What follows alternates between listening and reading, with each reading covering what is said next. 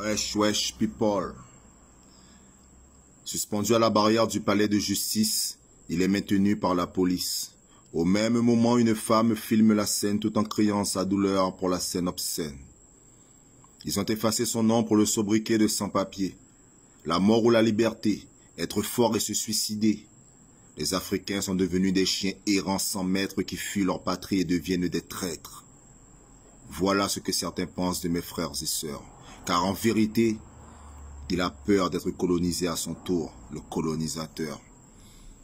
J'ai reçu ce WhatsApp sur mon smartphone comme un quelconque émoticône, genre clap de fin qui déconne. Les images m'ont foudroyé, une lame d'acier m'a pénétré telle une épée qui déchire l'âme. L'horreur n'est plus fictive, des vidéos agressives la rendent attractive. J'ai vu les oiseaux se poser sur les fils de fer de ces fers qui vous animalisent. Un sans-papier qui intériorise ce qui le minorise et déclenche une crise. Et le pire, c'est que ça nous grise.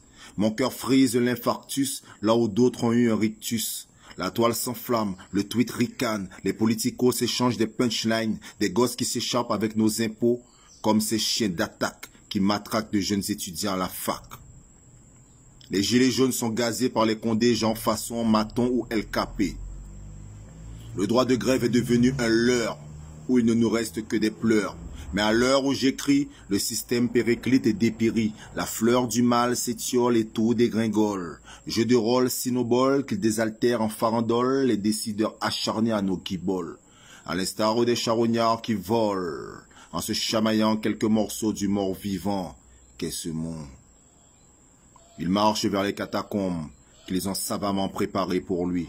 L'intelligence de l'humanité l'a depuis longtemps fui, occasionnant ses ennuis. Les Templiers ne sont pas dead, ils ont simplement muté avec le temps, obnubilés par les artefacts de notre temps, bien réels avec lesquels ils contrôlent nos aides.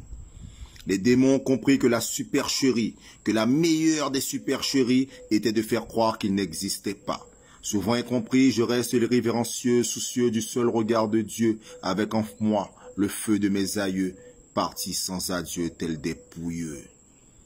Mon flot est dur et semble haineux. Beaucoup sont ignorants de leur ignorance, mais manigance a brisé ceux qui sont dans l'opulence. Ils ne jurent que par la France et renient leurs origines par souffrance, comme si le déni de soi était l'espérance de la fin d'une errance au royaume des soi-disant sauvages. L'assimilation forcée engendre des troubles qui font les fidèles se prosterner à Lourdes, parodies rejouées pour continuer à révoquer ce passé et ces dieux abandonnés.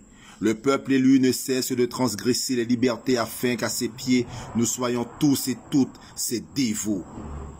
Le texte se termine sur la vermine qui pavane en Berlin, avec pour refrain une petite comptine, attirant nos enfants pour leur infortune.